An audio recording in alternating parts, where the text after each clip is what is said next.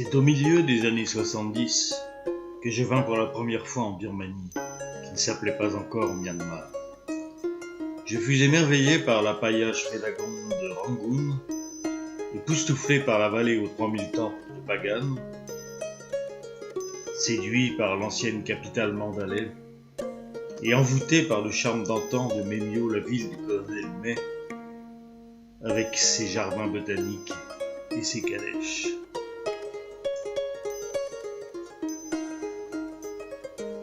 En 1975, le poids du régime militaire se faisait sentir, car dès mon arrivée, je fus pris en charge par un ange gardien qui resta derrière moi ou se tint au courant de tous mes faits et gestes durant tout mon séjour par l'intermédiaire de guides officiels rencontrés en chaque lieu.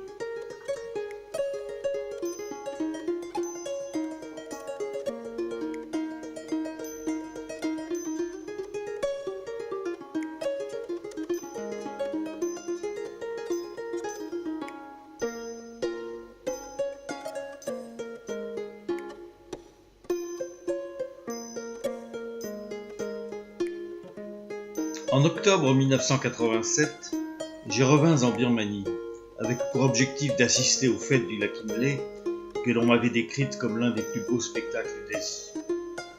Grâce à un ami dirigeant de Schlumberger, la principale société française implantée en Birmanie, j'ai pu accéder à ces cérémonies dans les meilleures conditions. Le Lakinley, qui s'étend sur 22 km de largeur et 11 km de longueur, est en fait une immense flaque sur un vaste tapis de verdure émaillé de villages sur pilotis et de temples bouddhiques, eux-mêmes entourés de jardins flottants. Le Lakinley est occupé majoritairement par une tribu, les Inta, au nombre de 70 000. Les fêtes du lac, chaque année, au moment de la lune d'octobre, consistent à célébrer le parcours des 4 Bouddhas d'or transportés sur une barque en forme d'oiseaux mythiques appelés Hinta, de pagode en pagode et de village en village, et ce durant 18 jours. Le dernier jour, on célèbre le retour des Bouddhas dans la principale pagode et sont organisés dans le grand canal du lac des régates opposant les jeunes de tous les villages. Leur façon de ramer dans un geste d'enroulement de la jambe propre au Lakinley a rendu ces régates mondialement célèbres.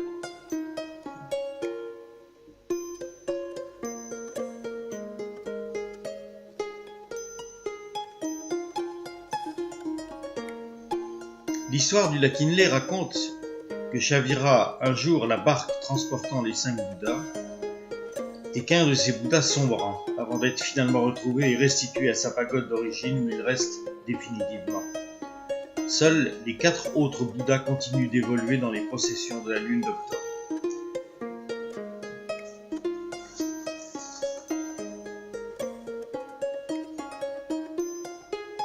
Les monastères sont très nombreux autour du Lakinley, comme dans tout le Myanmar, qui compte quelques 500 000 moines. Tout homme bouddhiste birman doit vivre 2 fois dans un monastère dans le courant de sa vie, une fois entre 10 et 20 ans, une autre fois après 20 ans.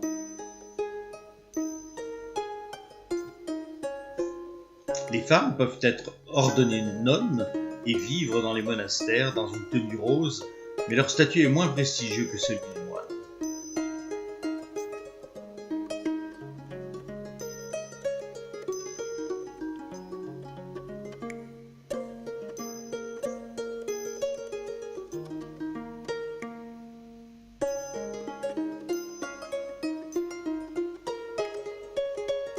Tout ce que possède un moine doit lui être offert par la communauté laïque.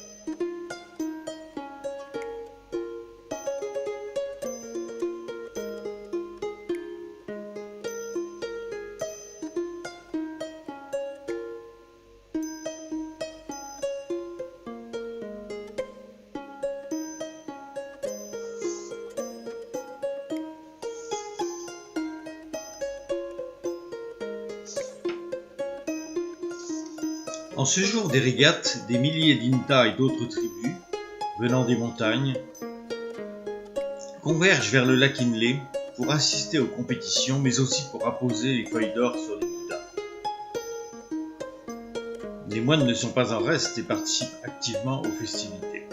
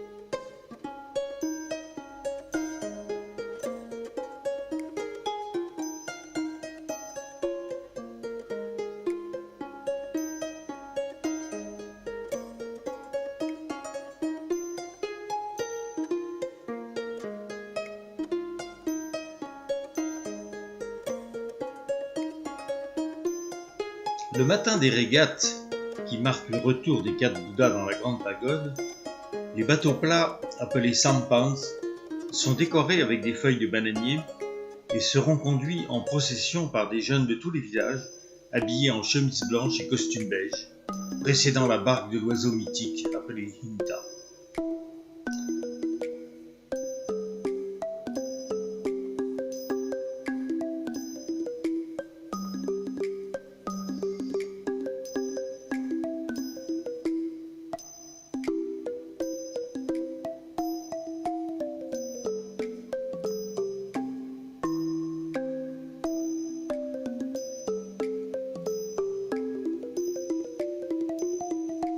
Les villageois s'installent dans leur barque familiale afin d'être les mieux placés pour le spectacle.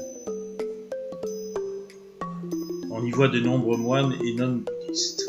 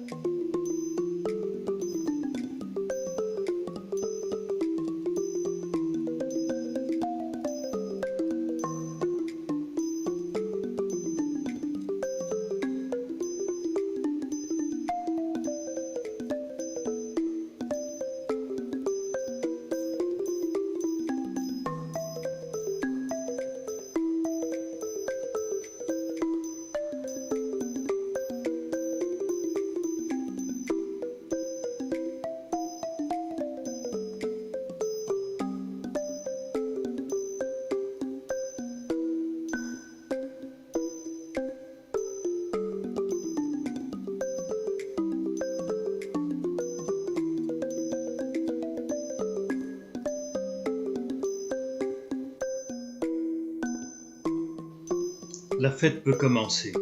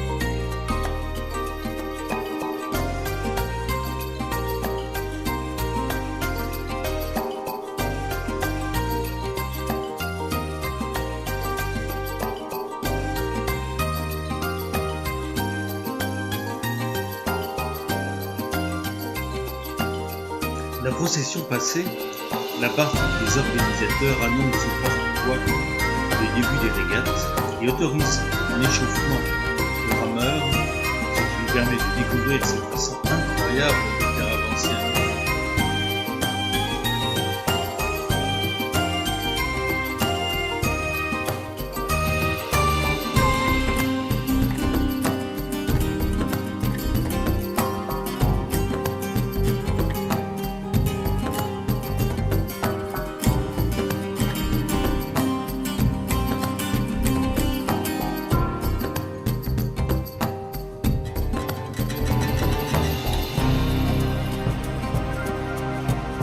Le drapeau blanc agité lance les régates, durant lesquelles vont s'affronter tous les villages. Voici ce spectacle unique au monde, un des plus beaux qu'il m'ait été donné de voir.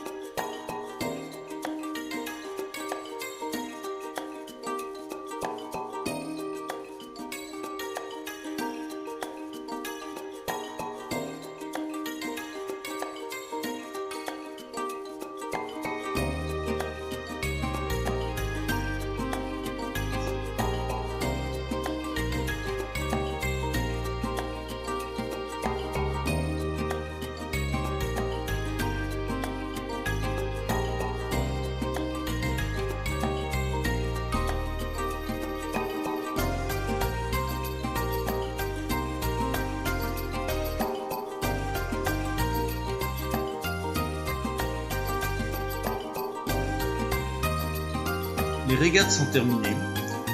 On a droit à la remontée triomphale des vainqueurs.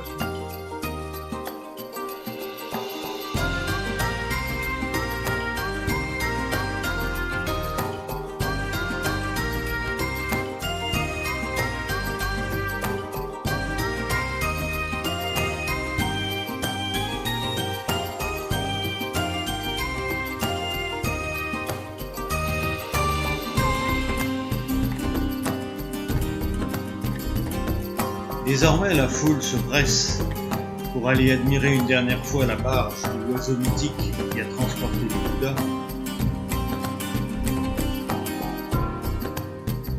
Ils se pressent ensuite vers la grande pagode pour apposer les dernières feuilles d'or qui métamorphosent les Bouddhas au point de leur faire perdre leur forme initiale.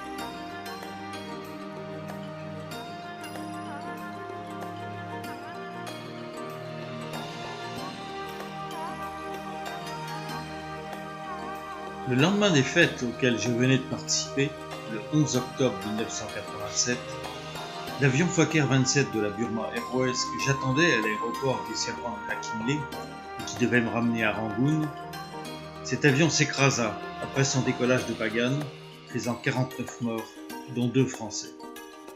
Les causes du crash furent inexpliquées. On évoqua successivement l'explosion d'un moteur, puis un crash sur une colline de 1500 pieds d'altitude, puis un attentat, sans doute une bombe déposée par des rebelles Karen dans la soupe de l'avion au départ de rencontre. Cette dernière thèse fut finalement privilégiée. Bloqué durant une semaine au Lac-Inle faute d'avion et dans l'attente d'un nouveau visa, je me liai d'amitié avec l'aubergiste du Lac-Inle, Hu Ho-Mang. Celui-ci d'ailleurs se fit élire aux élections de 1988 député du Lac-Inle, mais fut rapidement emprisonné par la junte militaire. Je suis intervenu aux côtés d'Amnesty International pour contribuer à sa libération. Je sais qu'il s'en est sorti. Je ne l'ai jamais revu, et n'ai malheureusement aucune image de lui, ayant épuisé mon stock de pellicules lors des fêtes du Lac-Inle. Les seules images qui me rattachent à lui sont les marionnettes birmanes, animées par son jeune employé, et qui seront les dernières de ce film.